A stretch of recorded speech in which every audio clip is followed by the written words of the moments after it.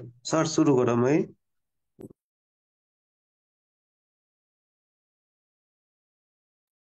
हुन्छ।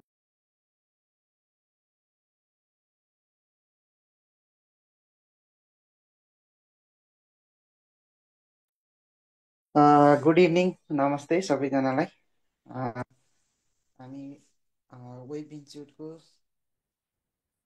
सधैँ शनिबार हुने इक्जामको रिटन इक्जामको फिडब्याक क्लासमा उपस्थित भएका छौँ। साथीहरूले चाहिँ हिजो शनिबार 12 महिना 9 गते भएको गण्डकी विशेष असिस्टेन्ट सब इन्जिनियरको इक्जाममा हाम्रो साथीहरूले चाहिँ एकदमै राम्रो इक्जाम गर्नुभएको होला।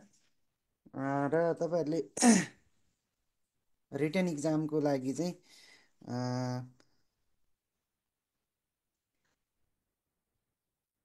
भएको इक्जाममा चाहिँ तपाईँहरूले क्वेसन चाहिँ क्वेसन अनुसारको तपाईँहरूले आन्सर त एउटा आन्सर लेखिसक्नु भएको छ होला।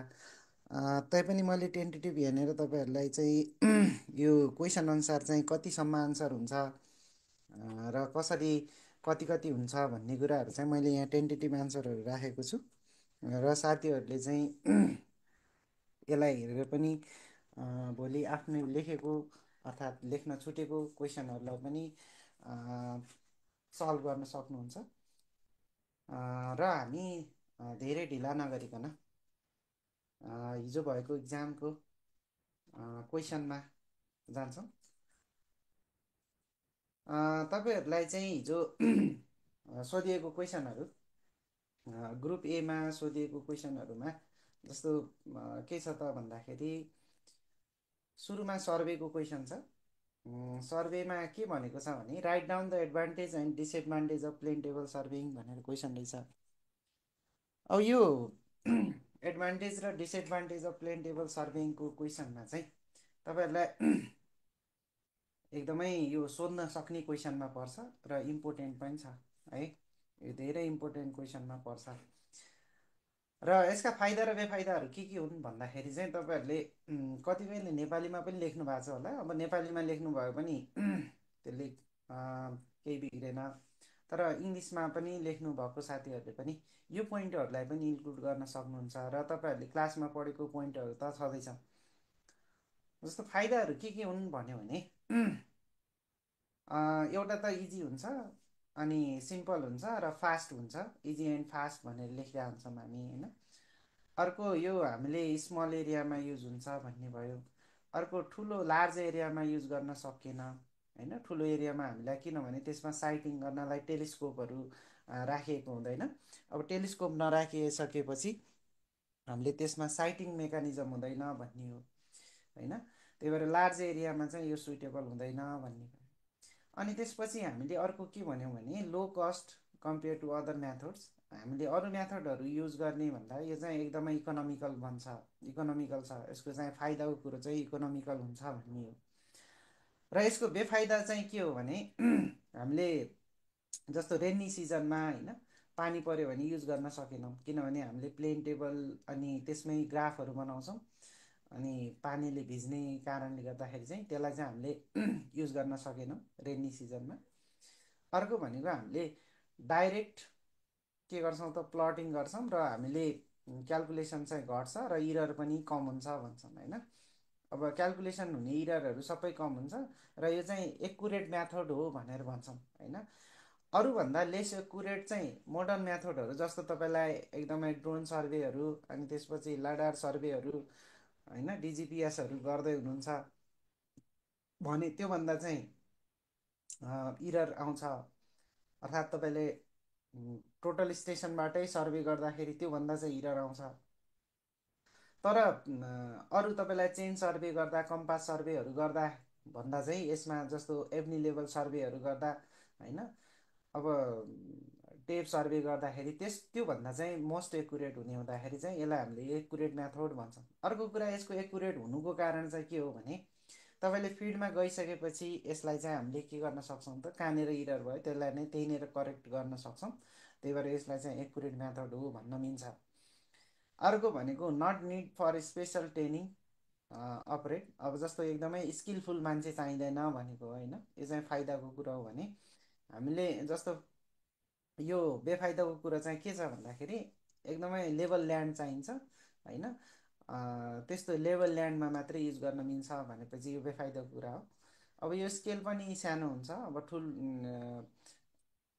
आइडियल फर स्मल स्केल, यो स्मल स्केलमा बनाइँदैन होइन, यो चाहिँ ठुलो स्केलमा बनाइन्छ, लार्ज स्केलमा बनाइन्छ होइन। किनभने सानो एरियाको बनाउनु पऱ्यो भने स्केल चाहिँ ठुलो हुन्छ। र अर्को भनेको हिल्ली एरिया रफ एरिया छ भने त्यति बेला युज गर्न मिलेन। अर्को भनेको यहाँनिर डिफिकल्ट टु ट्रान्सपोर्ट टुल्स होइन, धेरैवटा टुलहरू हुन्छन्, त्यही भएर difficult to awkward to transport भनेर भन्छौँ हामी। यसलाई चाहिँ तपाईँलाई सार्नु पऱ्यो भने धेरैवटा इन्स्ट्रुमेन्टहरू हुने भयो, प्लेन टेबल हुन्छ अनि ट्राइपोर्डहरू हुन्छ, धेरैवटा टुल्सहरू हुने हुँदाखेरि यसलाई चाहिँ हामीले के भन्छौँ, त्यो चाहिँ एकदमै डिसएडभान्टेज हो भनेर भन्न पाइयो। अर्को यसको डिसएडभान्टेज मेन यहाँ छुटेको पनि रहेछ। तपाईँहरूले चाहिँ के बुझ्नु पऱ्यो भने रिड्र गर्न मिल्दैन, रिड्र डिफ्रेन्ट स्केलमा गर्न मिल्दैन, यो चाहिँ मेन डिसएडभान्टेज हो होइन। तपाईँले एउटा स्केलमा बनाइसकेपछि अर्को स्केलमा म घर आएर बनाउँछु भन्न चाहिँ पाउनु भएन, त्यो चाहिँ यसको डिसएडभान्टेज हुन् भने। यति लेखेपछि तपाईँलाई 5 मार्क्स पुग्छ, 5 मार्क्सलाई पुग्छ। तपाईँहरूले यति नै लेख्नु भएको छ होला। अर्को क्वेसन चाहिँ के छ त भन्दा, what are the main constituents of cements explain भनेर सोधेको रहेछ होइन। अब तपाईँहरूको कन्स्टिट्युन्टहरू के हुन् होइन, सिमेन्टका कन्स्टिट्युन्टहरू के हुन्, तिनीहरूलाई एक्सप्लेन गर भनेर भनेको छ। अब यसमा चाहिँ तपाईँहरूले के बुझ्नु पऱ्यो भने अब जस्तो मेन कन्स्टिट्युन्ट भन्यो भने तपाईँहरूले, मैले यो यहाँनिर अब फोटोहरू राखेको भएर तपाईँहरूले यही लेख्नु पऱ्यो, यहाँबाट लेख्न सुरु गर्नु पऱ्यो। Main constituent of cements are as below भनेर लेख्नुहुन्छ। एकमा लाइन, अनि लाइनको यो पर्सेन्टेज 60 देखि 65%, हामीले 63% भनेर भन्छौँ। अनि त्यसपछि अर्को भनेको सिलिका, सिलिका भनेको 22%, 17 देखि 22 भन्छौँ। एलुमिना, एल्युमिनियम अर्थात् सरी एल्युमिना भनेको चाहिँ 6% हुन्छ, यो चाहिँ हाम्रो क्ले भयो होइन। अनि यो चाहिँ 3 देखि 8 यदि रेन्जमा भयो भने। अर्को भनेको फेरस अक्साइड अर्थात् यसलाई हामीले आइरन अक्साइड भन्छौँ, यो चाहिँ 3%, 0.5 देखि 6सम्म। अनि म्याग्नेसियम अक्साइड, म्याग्नेसियम अक्साइड 2.5%, अब यो भनेको 0.5 देखि 4%। र सल्फर भन्यो भने सल्फर डाइअक्साइड भन्यो भने 1.75%। तलका दुईवटा नलेखे पनि भयो होइन, योभन्दा माथितिर यति लेखे पुग्छ। र यो जम्मै जोड्यो भने 100% पुग्छ। र तपाईँहरूले अर्को भनेको यसले चाहिँ यो कन्स्टिट्युन्टहरू लेख, अनि त्यसपछि यिनीहरूको एक्सप्लेन गर भनेको छ होइन। अब तपाईँहरूले यहाँनिर यहाँ अब यो तल पनि छन् होइन, क्याल्सियम सल्फेट, जिप्समहरू, यिनीहरू पनि अल्कलाइन, पोटास यिनीहरू पनि युज हुन्छ। तर त्योभन्दा पहिला मैले के भनेँ भने तपाईँहरूले एक्सप्लेन गर भने भएर अब लाइमको फङ्सनहरू के हो भनेर पनि लेख्नु पऱ्यो। के भन्नु पऱ्यो भने कन्ट्रोल द स्ट्रेन्थलाई कन्ट्रोल गर्छ लाइमले होइन, यसले स्ट्रङ बनाउने कामहरू गर्छ होइन। अर्को भनेको साउन्डनेस, यदि साउन्डनेसमा पनि यसले के गर्छ त हेल्प गर्छ। साउन्डनेस भनेको भोल्युम चाहिँ बढ्दैन भनेको सिमेन्टको। अर्को भनेको एक्सिस भयो भने, यो चाहिँ बढी भयो भने त्यति बेला चाहिँ अनसाउन्ड बनाउँछ सिमेन्टलाई भनेर लेख्न पऱ्यो। अर्को भनेको यहाँ 3टा पोइन्ट, यिनीहरू नै अब्जेक्टिभ, यिनीहरू नै सब्जेक्टिभ भयो। अर्को भनेको सिलिका भन्यो भने यसले स्ट्रेन्थ दिन्छ भनेर लेख्नु पऱ्यो, gives strength, it gives the strength. अनि यो चाहिँ बढी भयो भने के हुन्छ भन्यो भने स्लो सेटिङ हुन्छ, तपाईँलाई सेटिङ हुनै ढिला टाइम लाग्ने हुन्छ। अर्को भनेको एल्युमिना 6% हुनुपर्छ भन्छौँ, यसले चाहिँ क्विक सेटिङ गराउने काम गर्छ होइन। तर यो बढी भइदियो भने चाहिँ हाम्रो के हुन्छ भन्यो भने स्ट्रेन्थलाई चाहिँ स्ट्रेन्थ घटाउने काम गर्छ भनेर लेख्नु पऱ्यो होइन। यो चाहिँ बढी भयो भने, एल्युमिना बढी भयो भने होइन। अर्को एल्युमिनाको बढी भयो भने त्यो हुन्छ भनेर तपाईँले बुझ्नुहुन्छ। अर्को फेरस अक्साइडको 3%, यसले कलर दिने काम गर्छ, अर्थात् आइरन अक्साइडले अब तपाईँलाई कलर दिने कुन काम गर्छ खासमा होइन। अब यो चाहिँ डिफ्रेन्ट इन्ग्रिडियन्टहरू मिलेर बनेको हुन्छ होइन। अब अर्को भनेको म्याग्नेसियम अक्साइड भनेको 2.5% हुन्छ भनेर पढाएको छौँ। अब यसले चाहिँ के दिन्छ भने यसले पनि कलर दिन्छ होइन, हार्डनेस पनि दिन्छ। र अर्को भनेको चाहिँ एक्सेस भयो भने यो चाहिँ सिमेन्टलाई चाहिँ अनसाउन्ड बनाउँछ भन्छ होइन। सिमेन्ट नै अनसाउन्ड हुन्छ। अनसाउन्ड हुनु भनेको मतलब के हो भने त्यसले भोल्युमलाई चेन्ज गर्छ भन्न खोजेको हो। अर्को भनेको सल्फर डाइअक्साइड भन्यो भने 1.75%, यो एकदमै थोरै मात्रामा हुन्छ होइन। यसले सिमेन्टलाई साउन्ड बनाउँछ, तर यो पनि बढी भयो भने अनसाउन्ड हुन्छ भन्ने भयो होइन। अब त्यसो भने यो इग्नेसन, लस अफ इग्नेसनको कारणले 1.5% हुन्छ भन्छौँ। यो सुड नट एक्सिड 4% भनेर तपाईँहरूलाई एउटा एमसिक्यूमा सोधिरहेको हुन्छ। अब यो त तलका चाहिँ लेख्नु परेन, यति माथिका लेखे पुग्छ तपाईँहरूलाई 5 मार्क्समा। अर्को इन्सोलुबल रेसिड्युहरू 0.5%, जस्तो म्याक्सिमम् 1%सम्म हुन सक्यो होइन। त्यसमा नघुल्ने खालको रेसिड्युहरू छ अर्थात् इन्ग्रिडियन्टहरू छ भने त्यो भन्न खोजेको हो। अर्को भनेको क्याल्सियम सल्फेट जिप्सम हामीले एड गर्छौँ 2 देखि 3% होइन। यसले चाहिँ इनिसियल सेटिङ टाइमलाई कन्ट्रोल गर्ने काम गर्छ भन्ने हामीलाई थाहा छ। र रिड्युस फास्ट रियाक्टिङ प्रपर्टी, त्यही भएर हामीलाई आधी घन्टासम्म काम गर्न मिल्छ होइन। तपाईँले इनिसियल सेटिङ टाइम आधी घन्टा भन्नुको मतलब यसले चाहिँ तपाईँको के गरिरहेको हुन्छ त, त्यो सेटिङ हुने प्रपर्टीलाई घटाइदिरहेको हुन्छ। त्यही भएर यसले के गर्ने भयो त, यो गर्ने भयो होइन। अर्को भनेको अल्काली पोटासहरू सोडाहरू, यिनीहरूले पनि के गर्छ भने अब तपाईँहरूलाई यसले पनि सेटिङको काम पनि गर्छ। अर्को भनेको चाहिँ हामीले यिनीहरूको मात्रा चाहिँ बढी भइदियो भने इफ्लोरोसेन्स एकदमै तपाईँको इफ्लोरोसेन्स देखिन्छ त्यहाँ तपाईँको सिमेन्ट लगाइसकेपछि भनेर लेख्न सक्नुहुन्छ। योभन्दा तलको लेख्नु परेन है। ओके, अर्को नेक्स्ट क्वेसनमा जाऊँ। नेक्स्ट क्वेसन चाहिँ ड्रइङबाट छ। Question number 3, define dimensioning and explain how it can be done in engineering drawing भनेर सोधेको रहेछ। डाइमेन्सन भनेको के हो र डाइमेन्सन तपाईँलाई इन्जिनियरिङ ड्रइङमा कसरी कसरी दिन सक्नुहुन्छ भनेर सोधेको रहेछ होइन। त्यसो भने यसलाई चाहिँ लेख्दाखेरि चाहिँ मैले अलिकति यहाँनिर अब यो पुरै धेरै आन्सर हुने हुँदाखेरि चाहिँ मैले यहाँनिर अलिकति तपाईँहरूलाई के गरेको छ भने त्यहाँ मैले पढाएको स्लाइडबाट काटेर लिएको छ। तर तपाईँहरूले चाहिँ लेख्दाखेरि के लेख्नु पऱ्यो भने डेफिनेसन, पहिला चाहिँ डेफिनेसनमा वाट इज डाइमेन्सन भन्ने कुरा लेख्नु पऱ्यो। डाइमेन्सन भने art of the writing of various size of or measurements on the finish drawing of an object is known as dimension. भनेको मतलब के भने तपाईँले कुनै पनि अब्जेक्ट बनाइसकेपछि लास्टमा दिने भनेको चाहिँ डाइमेन्सन हो, अर्थात् साइज अर्थात् त्यसको मेजरमेन्ट दिनुहुन्छ भने त्यसलाई चाहिँ हामीले डाइमेन्सन भन्ने होइन।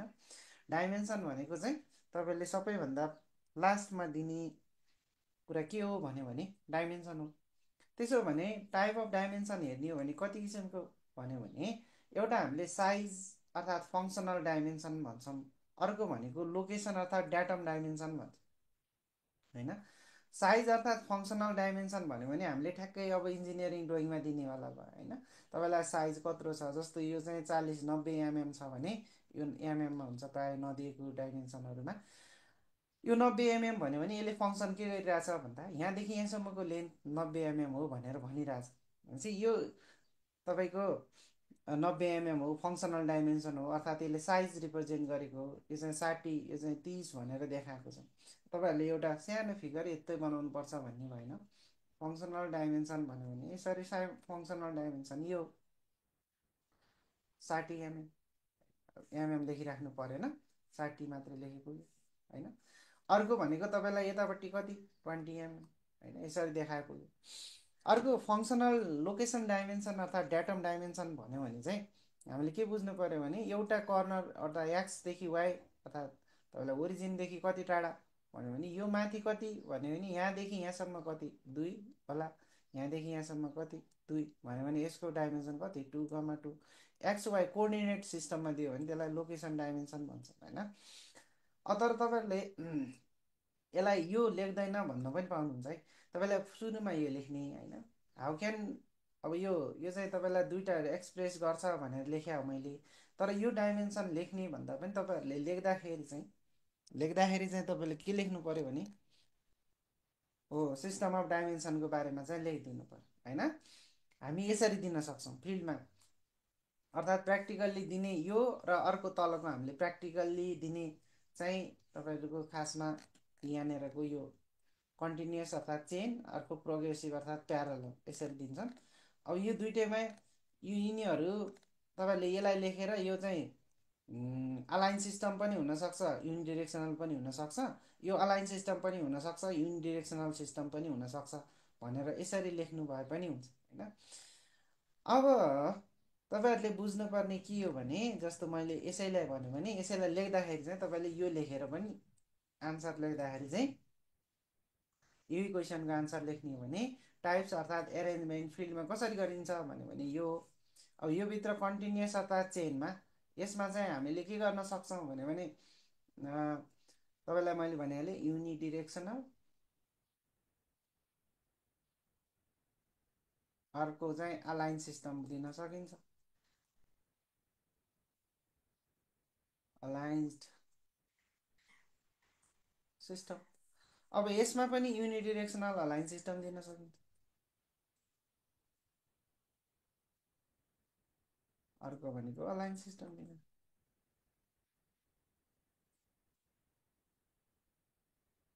सकिन्छ।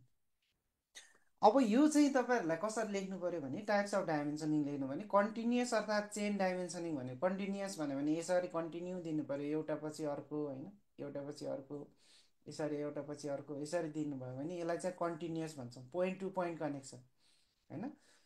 यो लेखेर एउटा फिगर बनाएर गर्नु पऱ्यो तपाईँहरूले गर्दाखेरि चाहिँ यही फिगर बनाउनु भए पुग्यो।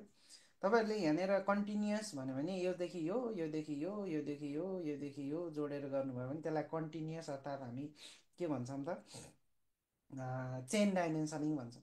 भनेको पोइन्ट टु पोइन्ट कनेक्सन हुन्छ। अब यसको डिसएडभान्टेज चाहिँ के हो भने यसमा इरर भयो भने चाहिँ इरर चाहिँ एकुमुलेसन हुँदै जान्छ। त्यही भएर यसमा चाहिँ हाम्रो एकुमुलेसन इरर अर्थात् हामीले के भन्छौँ भने क्युमुलेटिभ इरर आउँछ भन्छ। अब यो पोइन्ट टु पोइन्ट कनेक्सन भयो भने यसलाई हामीले चेन डाइमेन्सनिङ अर्थात् कन्टिन्युस डाइमेन्सनिङ भन्छौँ। अहिले यहाँनिर हेर्ने हो भने चाहिँ युनिडिरेक्सनलमा पनि हुनसक्छ, अलाइन सिस्टममा पनि हुनसक्छ।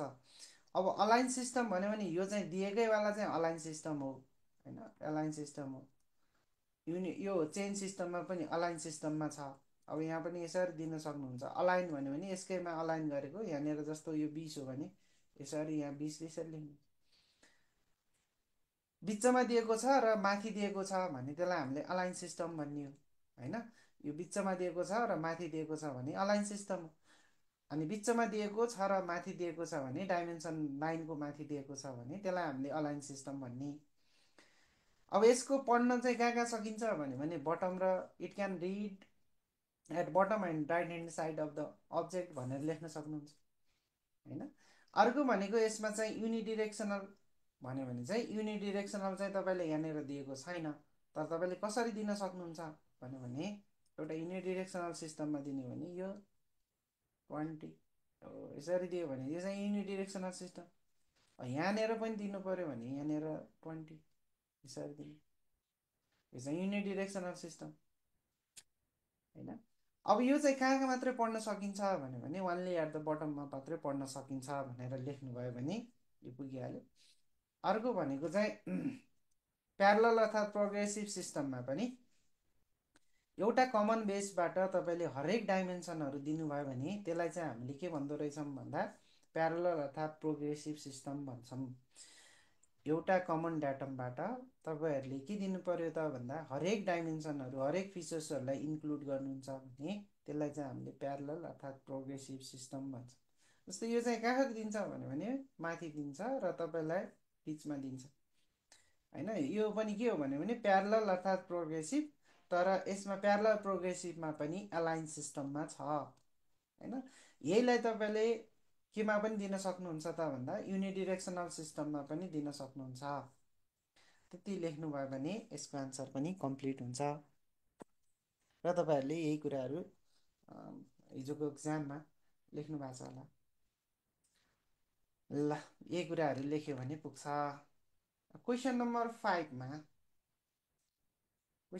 5मा define foundation and write down its type भनेर क्वेसन छ।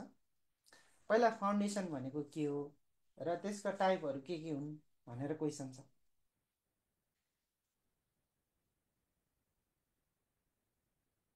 अब यो क्वेसनको आन्सर चाहिँ तपाईँहरूले पहिला फाउन्डेसनको डिफिनेसन दिनु पर्यो।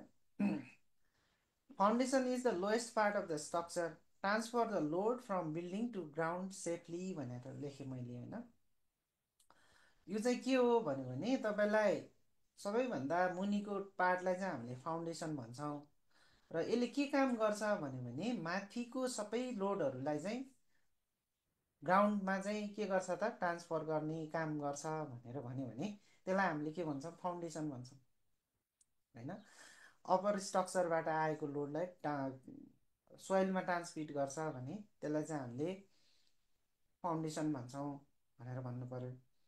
इट प्रोभाइड स्टेबिलिटी स्ट्रेन्थ र अर्को भनेको सेटलमेन्टबाट बचाउँछ भनेर मैले लेखेँ यहाँनिर। त्यसो भने टाइप्स अफ फाउन्डेसन भन्दाखेरि तपाईँले दुईवटा फाउन्डेसन पढ्नुहुन्छ होइन। एउटा अब जनरली क्लासिफाई गर्दाखेरि तपाईँलाई यहाँनिर फाउन्डेसनको टाइप्स लेख भनेर भनेको छ होइन। त्यही भएर हामीले स्यालो र डिप फाउन्डेसन भन्छौँ मेन क्लासिफाई गर्दाखेरि। मैले त्यही लेखेको छु यहाँनिर shallow foundation and deep foundation. एकमा टाइप्स स्यालो फाउन्डेसन भन्यो भने एकदमै लाइट वेट आइरहेको बेला होइन, सोइल चाहिँ एकदमै स्ट्रङ छ होइन, त्यहाँको एकदमै सोइल स्ट्रङ छ लाइट वेट आइरहेछ भने यति बेला हामीले यो फाउन्डेसन युज गर्ने हो। त्यसो भने यो भित्र चाहिँ तपाईँले स्ट्रिप फाउन्डेसन अनि आइसोलेटेड फाउन्डेसन आइसोलेटेड फुटिङ होइन, अर्को भनेको हामीले कम्बाइन्ड फुटिङ ऱ्याफ्ट फुटिङ, यिनीहरू चाहिँ सबै स्यालो फाउन्डेसनमा पर्छन् होइन। अब यिनीहरूको तपाईँहरूले कसरी लेख्न सक्नुहुन्छ भने मैले यतापट्टि डिस्क्रिप्सन पनि लेखेको छु। यो चाहिँ मैले टेबलमा अलिक सजिलो हुनाले मैले टेबलमा बनाएँ। तर तपाईँहरूले लेख्दाखेरि चाहिँ एउटा फिगर बनाउनुहुन्छ होइन। मैले फिगर बनाएको जस्तो लाग्छ यहाँ है, एकैछिन म तपाईँहरूलाई देखाउँछु। अब यो फिगर त्यहाँ बनाउनुहुन्छ होइन, यसरी फिगर बनाउनु चाहिँ यति धेरै पनि बनाइराख्नु परेन, यस्तो फिगर बनाउनु पर्यो होइन। यसरी फाउन्डेसन देखाउनु पर्यो जसको चाहिँ बी भनेको यो। अनि अब यहाँनिर तपाईँलाई ग्राउन्ड लेभल, अब यो मैले यतातिर ग्राउन्ड लेभल देखाएँ, ग्राउन्ड लेभल यो जिएल र यो चाहिँ डी हो भने होइन। अब डी बाई बीको ratio less than or equal to 1 छ भने त्यसलाई चाहिँ हामीले स्यालो फाउन्डेसन भन्छौँ भनेर यो लेखिदिनु भयो पुग्यो होइन। स्यालो फाउन्डेसनको डिफिनेसनमा तपाईँहरूले डी बाई डीको ratio less than 1 equals to के अरे less than or equal to 1 छ भने त्यसलाई हामीले स्यालो फाउन्डेसन भन्छौँ होइन। यसरी तपाईँले फिगर बनाउनुहुन्छ, एउटा फिगर बनाएर देखाउनु पर्यो। अनि त्यसपछि यसको फङ्सन हेर्ने हो भने जस्तो तपाईँलाई हामीले यो अन्त अब तपाईँहरूले टाइप अनुसार पनि बनाउन सक्नुहुन्छ। एकमा स्टिप, दुईमा स्ट्याप के अरे सेपरेट अर्थात् आइसोलेटेड फुटिङ, तिनमा कम्बाइन्ड, चारमा के अरे ऱ्याप ट्याप अर्थात् म्याट फाउन्डेसन भनेर लेख्न सक्नुहुन्छ। यो कन्टिन्यू यो अन्डर द वाल, कुनै पनि वालको तलतिर राख्यो भने त्यसलाई हामीले स्टिक फुटिङ भन्छौँ। यो रेसिडेन्सियल बिल्डिङहरूमा युज हुन्छ होइन। Single footing under the column, त्यसलाई हामीले आइसोलेटेड भन्छौँ। जस्तो यो तपाईँले एकदमै होइन अलग अलग फुटिङहरू हाल्नुभयो भने त्यो चाहिँ आइसोलेटेड फुटिङ हुने भयो होइन। यसरी आइसोलेटेड फुटिङहरू भन्छन् होइन अलग अलग ठाउँमा, यसरी आइसोलेटेड फुटिङहरू भन्ने भयो। अब तपाईँहरूले यसलाई चाहिँ हेर्नुभयो भने यो स्मल बिल्डिङहरूमा पायरहरूमा युज हुन्छ होइन। स्मल बिल्डिङको तल अर्थात् पायर्सहरूको तल युज गर्न पायो। अर्को भनेको कम्बाइन्ड फुटिङ भन्यो भने चाहिँ हामीले दुईवटा फुटिङलाई चाहिँ नजिकै छन् 1 मिटरभन्दा तिनीहरूको ग्याप कम छ भने त्यसपछि हामी के गरिदिन्छौँ, दुईवटा फुटिङलाई जोडेर यसरी फुटिङ बनाइदिन्छौँ होइन। यो कम्बाइन्ड फुटिङ भन्छौँ यसलाई होइन। अब यो चाहिँ हामीले एकदमै क्लोज छन् दुईवटा फुटिङ भने बनाइने हो होइन। अर्को ऱ्याप्ड फाउन्डेसन अर्थात् म्याट फाउन्डेसन भन्यो भने लार्ज स्ल्याब जस्तो बनाउने। यसरी तपाईँले जहाँ चाहिँ एकदमै बेरिङ क्यापासिटी कम छ, हाइराइज बिल्डिङहरू बनाउनु पर्यो भने त्यति बेला हामीले विक सोइल छ होइन, एकदमै ब्ल्याक कटन सोइल छ भने सबैतिर यसरी तपाईँले के गर्ने त तल नै एउटा स्ल्याब जस्तो बनाउने। त्यसलाई चाहिँ हामीले ऱ्याप्ड फाउन्डेसन अर्थात् म्याट फाउन्डेसन भन्छौँ होइन। यसरी अब यहाँबाट पिल्लरहरू उठाउने होइन। अब कहाँ तपाईँहरूलाई जहाँ जहाँ चाहिन्छ पिल्लरहरू यहाँबाट उठाउने भनेपछि यिनीहरू टाइप चाहिँ स्यालो फाउन्डेसनको कुराहरू थियो र तपाईँहरूले यही कुराहरू हिजो लेख्नु भएको थियो होला, अनि यसलाई चाहिँ फिगर बनाएर लेख्नु भए पुगिहाल्यो। अर्को भनेको यो चाहिँ तपाईँहरूलाई बिल्डिङ टेक्नोलोजीको क्वेसन हो है। अब यसमा चाहिँ डिप फाउन्डेसन भनेपछि, डिप फाउन्डेसन भन्यो भने हामीले एकदमै विक सोइल छ अर्थात् हेभी लोडहरू दिनुपर्ने छ भने त्यस्तो ठाउँमा युज गर्छौँ भनेर मैले लेखेको छु यहाँनिर है। अर्को यसमा पाइल हुनसक्छ, दोस्रो पायर हुनसक्छ, अर्को भनेको तेस्रोमा क्यासियन फाउन्डेसन हुनसक्छ। अब पाइलहरू जस्तो, पाइलहरू तपाईँहरूलाई ब्रिजको मुनि होइन त्यो गरेको देख्नुहुन्छ होइन। ब्रिज हाइराइज बिल्डिङहरूमा पनि हामी पाइलिङ गर्छौँ होइन। कति बेला अब बेरिङ क्यापासिटीले धानेन भने त्यति बेला हामीले पाइल फाउन्डेसनहरू बनाउँछौँ होइन। त्यसो भने लङ कोलमहरू तपाईँले ग्राउन्ड मुनि इन्सर्ट गर्नुभयो भने त्यसलाई पाइलिङ भन्ने हो। यो हाइराइज बिल्डिङ ब्रिजहरूमा जनरली युज, ब्रिजहरूमा धेरै युज हुन्छ र हाइराइज बिल्डिङहरूमा पनि तपाईँहरूको एकदमै बेरिङ क्यापासिटी कम छ भने त्यति बेला यो युज गर्नु पर्यो। अब पायर फाउन्डेसन भन्यो भने चाहिँ हामीले त्यो अब ब्रिजको मुनि होइन, ब्रिजको त्योभन्दा माथितिर अलि तपाईँले देख्नुहुन्छ पायर भनेर होइन। ब्रिजमा यसरी हेर्नुभयो भने ब्रिजमा चाहिँ कस्तो भइरहेको हुन्छ भने योभन्दा मुनि पाइलिङ गर्छौँ, त्योभन्दा माथि पायर आएर हुन्छ ब्रिजमा चाहिँ होइन। अब त्यसलाई हामीले पायर फाउन्डेसन भन्छौँ। यो पनि cylindrical column transfer the load of the, हामीले कुनै तलको लेयरमा ट्रान्सफर गर्नलाई बनाएको फाउन्डेसन हो। जस्तो अब तपाईँलाई यो जनरली ड्यामहरू होइन अर्थात् तपाईँलाई एकदमै समुद्रमा बनाइने स्ट्रक्चरहरू छ भने त्यति बेला हामीले बनाउँछौँ भनेर बुझ्न पर्यो। र तपाईँहरूले लेख्दाखेरि चाहिँ यो फिगर बनाउनुपर्छ। यो पायल बनाउनु भयो, यो पायर बनाउनुहुन्छ, यो क्यासियनको यसरी बनाउनुहुन्छ, अनि त्यसपछि यो दुई तिनवटा लाइनहरू लेख्नुहुन्छ होइन। अर्को क्यासियन फाउन्डेसन भन्यो भने होइन, अब यो क्यासियन फाउन्डेसन भन्यो भने अन्डर वाटर स्ट्रक्चरहरू बनाउनु पर्यो भने त्यति बेला बनाइन्छ होइन। यसलाई चाहिँ हामीले अन्डर वाटर स्ट्रक्चरहरू बनाउनु पर्यो भने त्यति बेला यस्तो स्ट्रक्चर बनाउनु पर्यो भने यस्तो खालको फाउन्डेसनहरू बनाउँछौँ भनेर लेख्नु पर्यो। यो ग्राउन्ड मुनिदेखि तपाईँहरूले यसरी यो हामीले यस्तो बनाउँछौँ, यस्तो खालको स्ट्रक्चर बनाउँछौँ, यस्तो खालको फाउन्डेसन बनाउँछौँ, यसलाई वेल अर्थात् क्यासियन फाउन्डेसन भन्छ होइन। ल, यो त थियो तपाईँहरूलाई कङ्क्रिट टेक्नोलोजीबाट सोधिएको क्वेसन। अर्को क्वेसन हेरौँ। अर्को क्वेसन चाहिँ के छ त भन्दा question number 5, what do you mean by admixtures, what do you mean by admixture, explain its type, its purpose भनेर छ होइन। एडमिक्सर भनेर चाहिँ के हो र एडमिक्सरको प्रपोज चाहिँ के हो भनेर सोध्या रहेछ। सुरुमा अब मैले यहाँनिर डिफिनिसन राखेँ, तर डिफिनिसन चाहिँ तपाईँलाई डिफिनिसन पनि चाहियो। What do you mean by admixture भनेर सोध्या रहेछ भनेपछि एडमिक्सर भने चाहिँ के हो भने नि एड मिक्सर भन्छौँ होइन। हामीले मिक्स गर्दाखेरि एड गर्ने जुन अर्को अनदर मटेरियलहरू छ अर्थात् अनदर तपाईँलाई इन्ग्रिडियन्टहरू छ त्यसलाई चाहिँ हामीले एडमिक्सर भन्ने हो। जस्तो admixture is the chemical or mineral substance, हामीले मिनरल एडमिक्सर पनि हुन्छ, केमिकल एडमिक्सरहरू पनि हुन्छ। त्यही भएर मैले यहाँनिर के लेखेँ भने an admixture is the chemical or mineral substance added to concrete before अर्थात् during admixturing to improve its properties like के भन्यो भने स्ट्रेन्थ बढाउनु पऱ्यो भने पनि हामीले एडमिक्सर युज गर्छौँ। वर्केबिलिटीलाई बढाउनु पऱ्यो घटाउनु पऱ्यो भने पनि एडमिक्सर युज गर्छौँ। सेटिङ टाइम बढाउनु पऱ्यो घटाउनु पऱ्यो एडमिक्सर युज गर्छौँ। ड्युरेबिलिटी बढाउनु पऱ्यो घटाउनु पऱ्यो एडमिक्सर युज गर्छौँ। त्यही भएर तपाईँहरूले के लेख्नु पऱ्यो भने एडमिक्सर भने केमिकल अर्थात् मिनरल सब्सटेन्स हो जसलाई हामीले बिफोर अगाडि नै अर्थात् ड्युरिङ मिक्सिङ, अब अगाडि नै के मिक्स गरेर हुन्छ भने सिमेन्टमा चाहिँ एडमिक्सरको रूपमा जस्तो जिप्सम, जिप्सम चाहिँ तपाईँले बनाउँदाखेरि नै के अरे एड गरेर हुन्छ। त्यही भएर मैले यहाँनिर बिफोर लेखेको। अब ड्युरिङ के अरे ड्युरिङ मिक्सिङको बेला पनि तपाईँलाई एकदमै सिमेन्टलाई चाहिँ छिटो सेट गर्नु पऱ्यो अर्थात् वर्केबिलिटी बढाउनु पऱ्यो भने त्यतिखेर पनि एडमिक्सर युज गर्न सक्छ।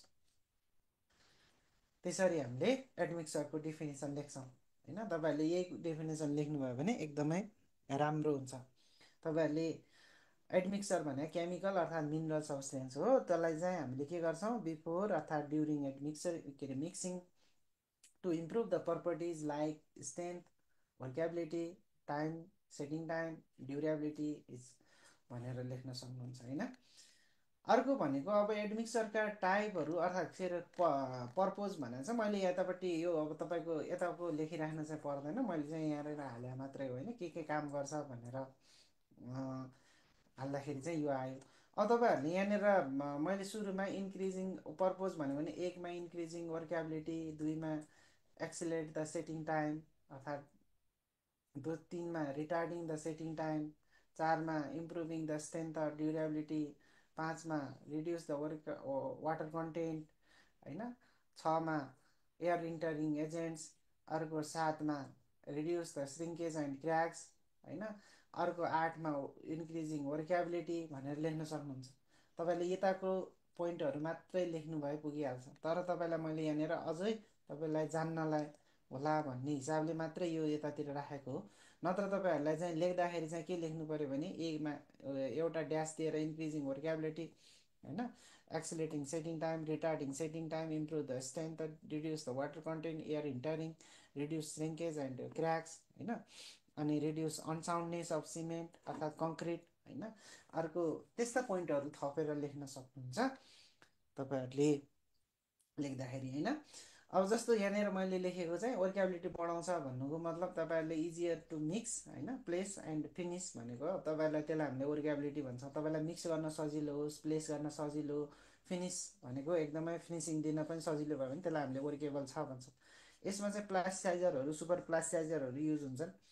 जस्तो एक्सिलेटिङ सेटिङ टाइम भन्यो भने स्पिड अफ सेटिङ प्रोसेस। अब तपाईँलाई छिटो सेटिङ गर्नु पऱ्यो भने जस्तो तपाईँलाई सी वाटरहरूमा अर्थात् होइन पानीमा बनाइने स्ट्रक्चरहरूलाई छिटो सेटिङ गर्नुपर्ने हुन्छ, त्यही भयो भने हामीले एक्सिलेटिङ गर्छौँ। क्याल्सियम क्लोराइडलाई म्याक्सिमम युज गरेर हुन्छौँ। रिटार्डर सेटिङ टाइम होइन, slow down the setting time to avoid the early hardening भनेको छिटो हार्ड नहोस् भनेर हामीले के गर्छौँ त रिटार्डिङ एजेन्टहरू युज गर्छौँ। जस्तो तपाईँहरूले जिप्समहरू सुरुमै युज गरेको हुन्छ, सुगरहरू पनि युज गर्न सकिन्छ भन्छ।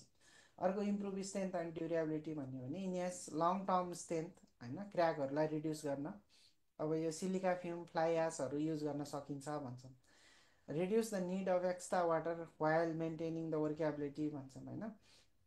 वाटर कन्टेन्टलाई चाहिँ हामीले घटाउनु के अरे वाटर कन्टेन्ट घटाउनु पऱ्यो भने हामीले के गर्नु पऱ्यो भने होइन, वाटर रिड्युसरहरू पाइन्छ बजारमा किन्न, त्यसले चाहिँ घटाउँछ भन्छ। एयर इन्टरिङ भन्यो भने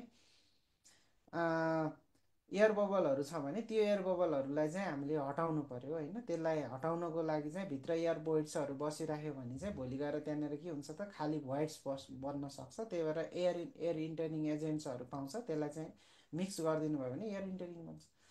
अर्को भनेको रेड्युस श्रिङ्केज एन्ड क्र्याक्स भन्यो भने मिनिमाइज क्र्याकहरू ड्राइङ हुँदाखेरि भनेर भन्छन्।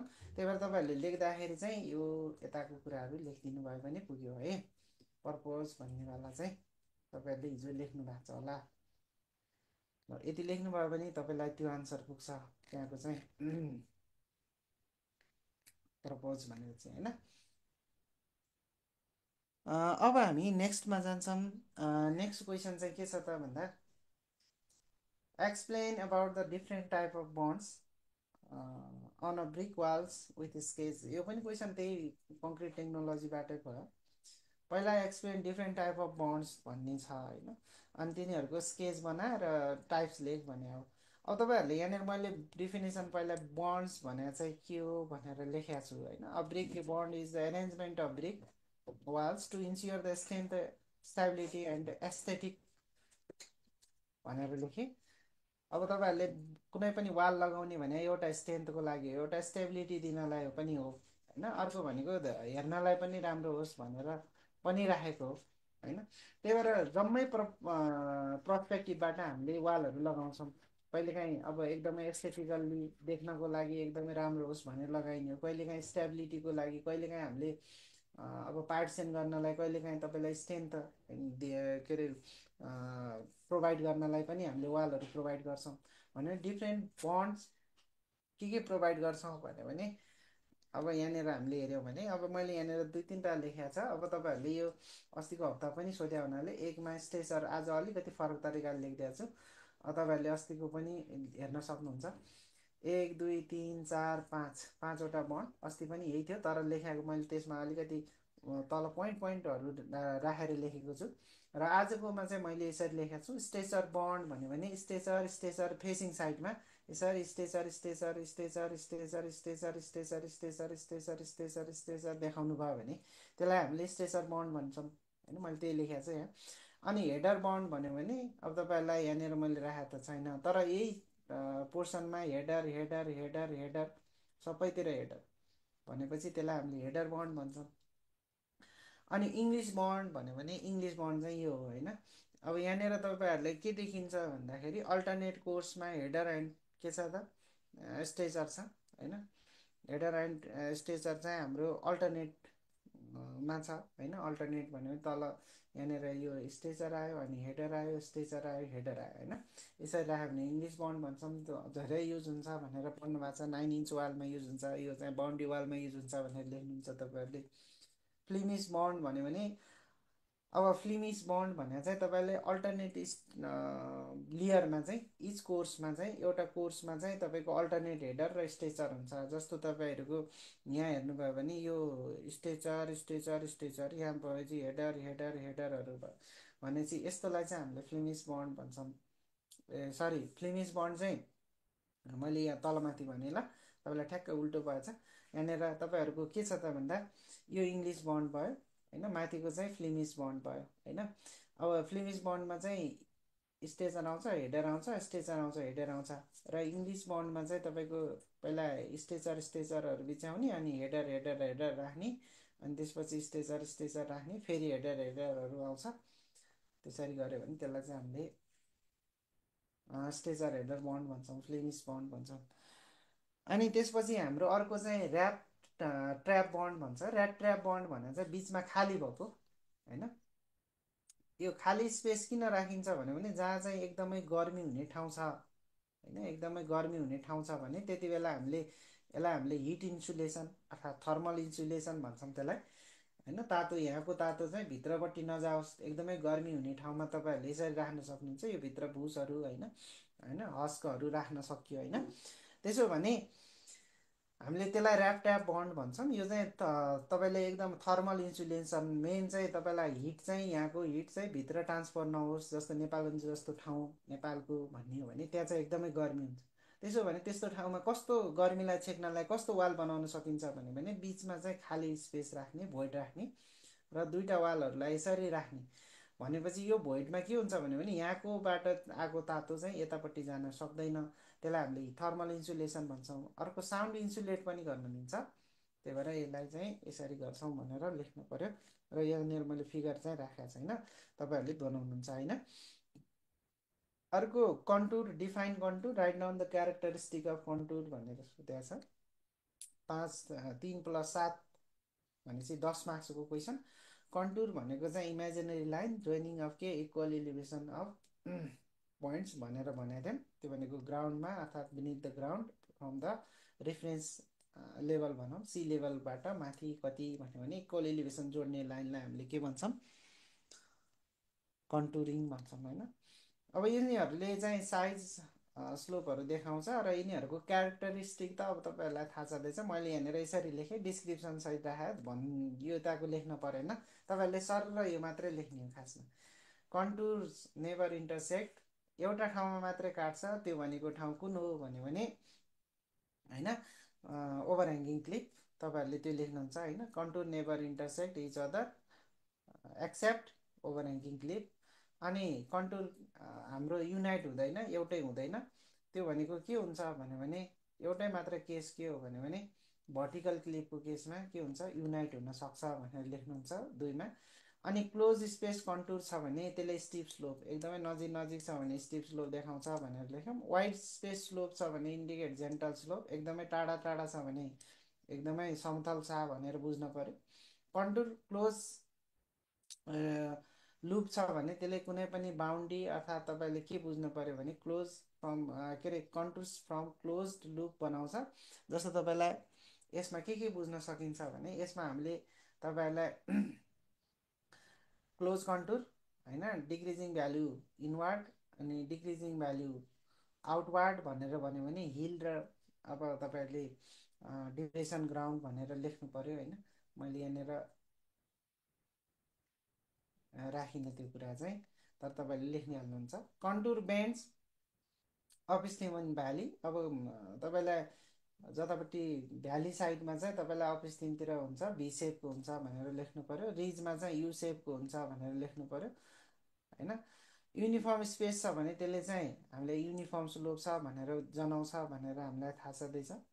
अनि अर्को भनेको डिप्रेसन छ भने त्यसले चाहिँ हाम्रो कन्टुर क्लोज हुन्छ, तर तपाईँको भित्रतिर के हुन्छ त घटेको हुन्छ भनेर भन्छौँ।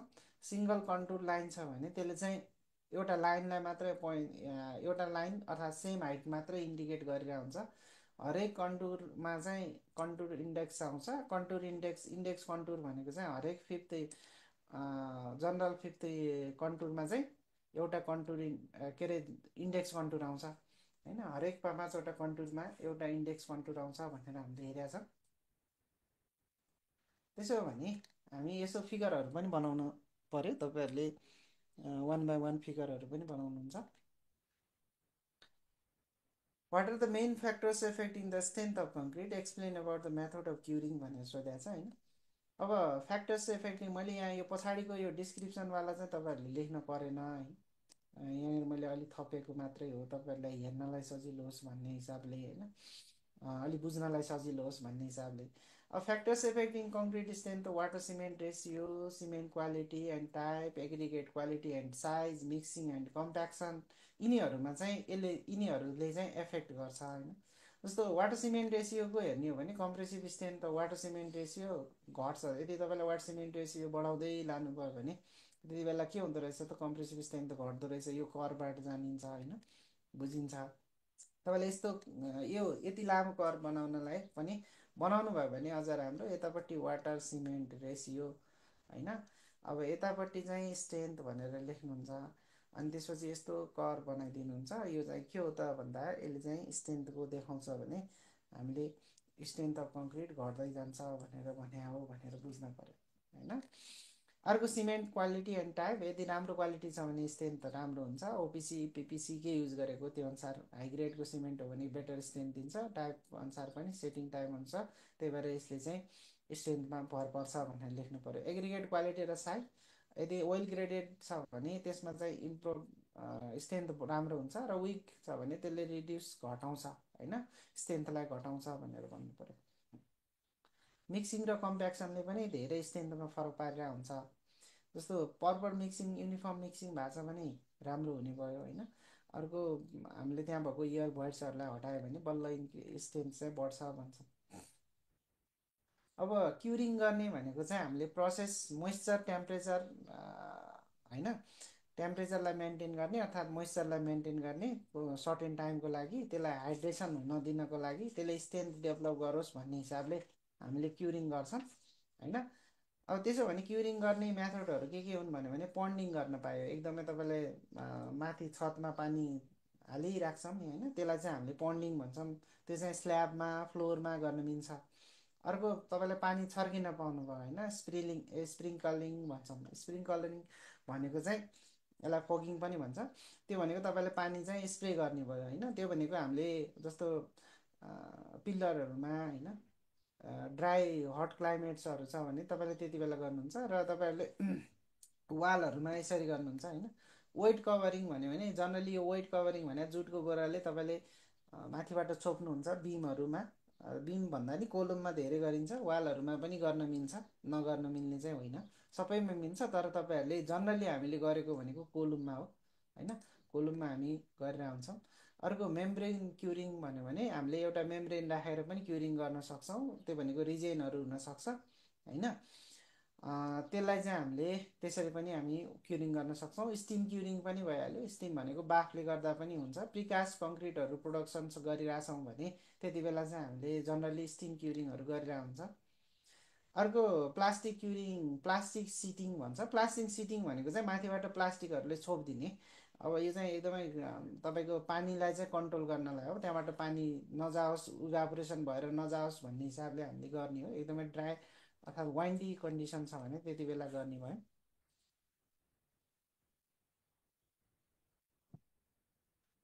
अर्को भनेको क्वेसन तपाईँलाई ग्रुप बीमा के सोधेको रहेछ भने how do you estimate quantity of work using a different method discuss भनेर 5 मार्क्समा सोधेको क्वेसन छ। How do you estimate quantities of work भनेर छ युजिङ द डिफ्रेन्ट मेथड्स भन्यो। अब एस्टिमेट मैले यहाँनिर डेफिनेसन पनि लाग्यो। अब तपाईँलाई एस्टिमेसन क्वान्टिटी वर्क्स इन्भल्भ्स अब क्यालकुलेटिङ के गर्छौँ भने मेटेरियल लेबर कस्ट कति लाग्छ भनेर निकाल्ने हो होइन, मेटेरियलको लेबरको अनि सबै को कस्ट जोड्ने हो।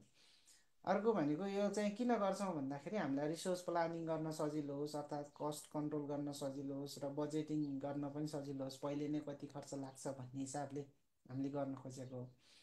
अब त्यसो भने इस्टिमेट गर्ने मेथडहरू डिफ्रेन्ट छन्। अब तपाईँहरूले क्लासमा पढेको पनि लेख्नुहुन्छ र यहाँनिर भएको मेथडहरू मैले चाहिँ यहाँ लिस्टिङ गरेर चाहिँ युनिट रेट मेथड भने एउटाको युनिट रेटले मल्टिप्लाई गर्नुभयो भने त्यसलाई युनिट रेट मेथड भन्ने हो। यो चाहिँ एकदमै प्लास्टरिङ वर्क पेन्टिङ वर्कमा अनि तपाईँहरूले एकदमै सानो कामहरूमा गर्छौँ। अर्को सेन्टर लाइन मेथड भन्छौँ। सेन्टर लाइनदेखि सेन्टर लाइनसम्मको डाइमेन्सन लिएर अनि त्यसपछि त्यसको क्वान्टिटी निकाल्छौँ अनि क्वान्टिटी निकालिसकेपछि त्यसलाई चाहिँ युनिट रेटले मल्टिप्लाई गर्छौँ, जुन हामीले के अरे रेट एनालाइसिस गरेर आएको त्यसपछि हामीले त्यसरी निकाल्छौँ भन्ने भयो होइन। अब यो लोड बेरिङ स्ट्रक्चरहरूमा त्यति बेला युज गरिन्छ। क्रसिङ मेथड भन्ने पनि हुन्छ। क्रसिङ मेथड पनि तपाईँहरूले बाटो पनि क्यालकुलेसन गर्न सक्नुहुन्छ। धेरै त युज भएन। Long wall short wall method धेरै युज भइरहेको हुन्छ होइन। अब long wall short wall method भनेको अब बिल्डिङहरूमा होइन रेक्टेङ्गुलर लेआउटहरू गर्दाखेरि त्यति बेला युज भइरहेको हुन्छ होइन। अर्को प्लिन्थ एरिया मेथड पनि हुन्छ। प्लिन्थको एरिया काउन्ट गर्ने अनि त्यसपछि रेटले मल्टिप्लाई गरिदिने, सिधै प्लिन्थ एरिया भयो। Cubic content method cubic rate length breadth height multiply गर्ने अनि त्यसपछि त्यसलाई युनिट रेटले मल्टिप्लाई गरेपछि आउँछ भन्छौँ। अर्को भनेको एप्रोक्सिमेट कस्ट मेथड भनेर त अब त्यो त रफ भयो होइन। हामीले त्यत्तिकै के गर्छौँ त कस्ट निकाल्छौँ र त्यो एक्सपिरियन्सको आधारमा हामीले त्यसलाई गर्छौँ। यो त अब लेखे पनि भयो नलेखे पनि हुन्छ होइन। अर्को क्वेसनमा चाहिँ के भन्छ भने what are the components of gravity water supply system explain भन्छ होइन। ग्राभिटी वाटर सप्लाई सिस्टम भने चाहिँ कम्पोनेन्ट मात्रै लेख भनेको छ। मैले अस्तिको क्लासमा पनि यो भएको हुनाले मैले त्यहाँ फिगर राखेको छ, अस्तिको भिडियोमा पनि तपाईँहरूले हेर्न सक्नुहुन्छ त्यसको चाहिँ। तर यहाँ पनि अलिकति त्यो ऊ मात्रै राखेको छु, यहाँ चाहिँ मैले फिगर राखेको छैन। Gravity water supply system distribution हुन्छ नेचुरली, हामीले पानी फ्लो हुन्छ ड्यु टु ग्राभिटीको अनुसार, त्यसले हाई इलिभेसनदेखि लो इलिभेसन, त्यसलाई हामीले ग्राभिटी वाटर सप्लाई सिस्टम भन्छौँ। पम्प युज हुँदैन भने। अब वाटर हामीलाई के सोधेको हो त भन्दा कम्पोनेन्ट सोच्यो होइन।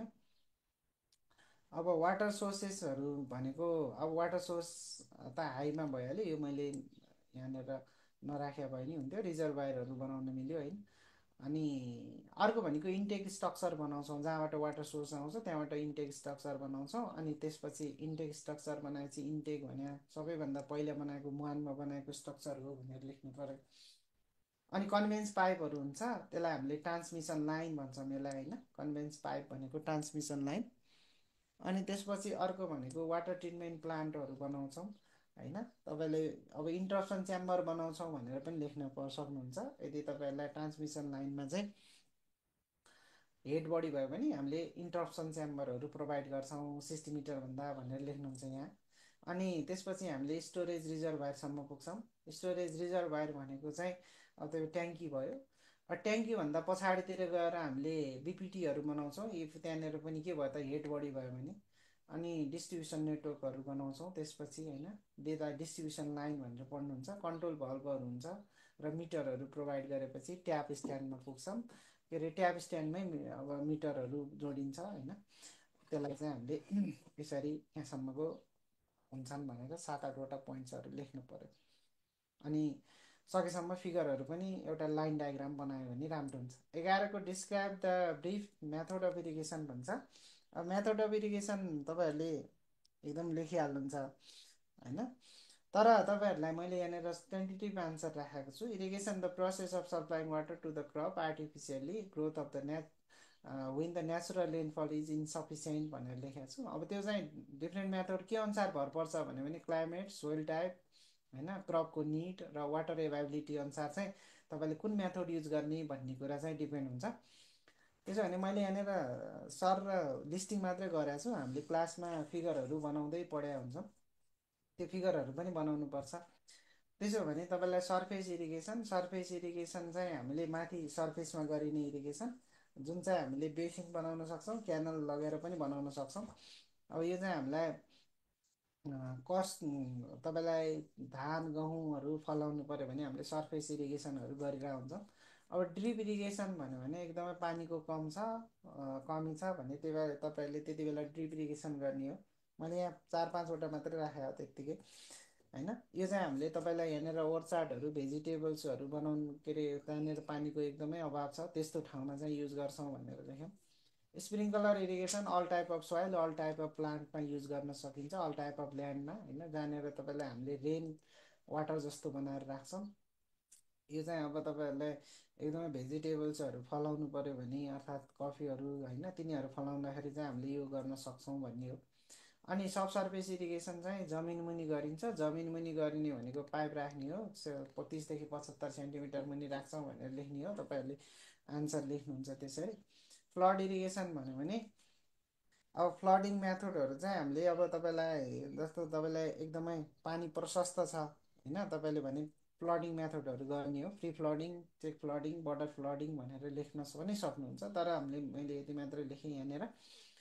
फ्युरो इरिगेसन भने तपाईँहरूले होइन आलु खेतीहरू गर्दाखेरि प्यारलल, मैले यहाँनिर स्मल प्यारलल च्यानल्सहरू बनाउँछौँ, दुईवटा क्रपहरूलाई रमा लाग्छौँ, जस्तो सुगर क्यानहरू, मेजहरू, पोट्याटोहरू होइन, त्यो भन्यो भने तपाईँले त्यसको आन्सर पुगिहाल्छ। र यो हामीले आन्सर बनाउँदाखेरि चाहिँ तपाईँहरूले यो मैले लिस्टिङ मात्रै गरेको हो। तपाईँहरूले अब क्लासमा हामीले फिगरहरू बनाएर पढिरहेको हुन्छ, त्यो फिगरहरू बनाएर तपाईँहरूले लेख्नुपर्ने हुन्छ। वाट इज द इरिगेसन के अरे रिभर टेनिङ, अनि write down the objective of river training भनेको छ। रिभर टेनिङ भनेको चाहिँ के हो भने हामीले रिभरलाई ट्रेन गर्ने, गाइडिङ गर्ने, रिभर गाइडिङ, हामीले जतातिर चाहेको हो त्यतातिर त्यो डिरेक्सनमा पानी पठाउने प्रोसेसलाई हामीले रिभर टेनिङ भन्छौँ भनेर भन्नु पऱ्यो। यसले फ्लडलाई कन्ट्रोल गर्छ, ब्याङ्क प्रोटेक्सन गर्छ, यताको लेख्नु परेन है अब्जेक्टिभ लेख्दाखेरि। It controlling the flood, it controlling the bank the protection, navigation improvement, sediment management, water conservation हामीलाई चाहेको अनुसार होइन। अर्थात् यसरी पनि लेख्न सक्नुहुन्छ, मैले यहाँनिर पनि राखेको छु। To prevent the river from changing its course and avoid the, अब यसले चाहिँ डिरेक्सन चेन्ज नगरोस् भनेर हो होइन। होइन, जहाँ ब्रिजहरू अर्थात् एक्विडक्टहरू वेयरहरू बनाएको ठाउँबाट अन्तबाट नजाओस् भनेर होइन। सेडिमेन्टलाई डिस्पोजल राम्रोसँग होस् भनेर गरेर हुन्छन्। अर्को भनेको मिनिमम वाटर भएको बेला पनि डेप्थ पुगोस् नेभिगेसनको लागि भनेर पनि गरेर हुन्छन्। यो कुराहरू हामी क्लासमा त्यही अनुसार लेख्छौँ। अर्को explain the classification road according to NRS 2070। NRS 2070 अनुसार तपाईँहरूले यसको पनि एडमिनिस्ट्रेटिभ क्लासिफिकेसन, टेक्निकल क्लासिफिकेसन भनेर लेख्नु पऱ्यो। एडमिनिस्ट्रेटिभ क्लासिफिकेसनमा 4वटा नेसनल हाइवे होइन, feeder road, district road, urban road होइन। अब त्यसले पूर्व पश्चिम जोड्छ होइन। अर्कोले चाहिँ फिडर रोडले जोनल हेडक्वार्टरहरू जोड्छ होइन भनेर लेख्नु पऱ्यो। डिस्ट्रिक्ट रोडले डिस्ट्रिक्टको हेडक्वार्टर जोड्छ भनेर लेख्नु पऱ्यो। अर्बन रोडले मेजर इकोनोमिक एग्रिकल्चरल रोड भन्छौँ, अर्बन एरियामा मेजर एग्रिकल्चर भएको ठाउँबाट अथवा मेजर इकोनोमिक सेन्टरहरूलाई जोड्ने रोडलाई चाहिँ हामीले अर्बन रोड भन्छौँ भनेर लेख्नु पऱ्यो होइन। अनि अर्को भनेको टेक्निकल क्लासिफिकेसन पनि लेख्नुहोस्।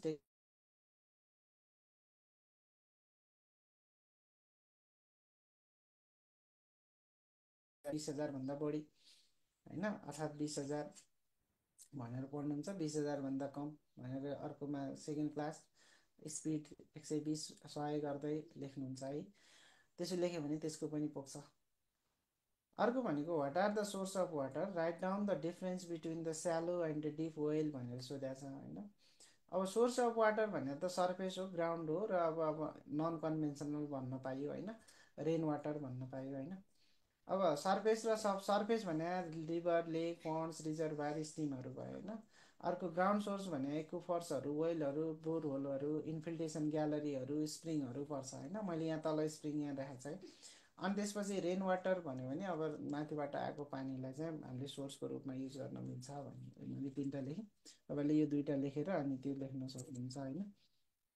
अनि यिनीहरूको तपाईँलाई स्यालो वेल र डिप वेलको डिफ्रेन्स लेखेको भनेको छ। स्यालो वेल र डिप वेलको डिफ्रेन्स भनेको चाहिँ यदि इम्परभियस लेयरभन्दा माथितिर पानी लिएको छ भने त्यसलाई हामीले स्यालो वेल भन्छौँ होइन, lesser depth above the impervious layer भनेको छु।